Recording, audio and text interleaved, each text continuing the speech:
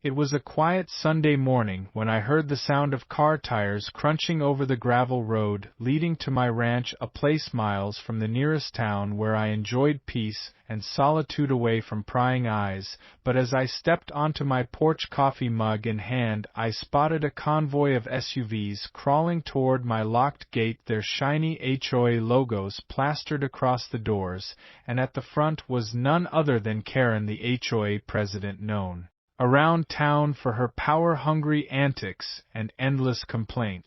She shouted through a megaphone demanding I open the gate because the association had business on my property. I calmly told her she had no jurisdiction here, but she smirked and said my land fell under newly expanded community oversight, which I knew was a complete lie. The board members behind her shuffled nervously as she barked orders for them to cut the chain. I could feel my patience thinning, so I walked down the dirt path slowly, and when I reached the gate, I pulled something from my jacket, my gleaming police badge. Instantly the chatter stopped. Karen's face went pale, and she stumbled over her words, suddenly remembering trespassing on an officer's private property carried some serious consequences. The board members froze in place, unsure whether to retreat or apologize. I calmly informed them that not only were they breaking the law, but every second they lingered could be used as evidence in a criminal case. Karen's bravado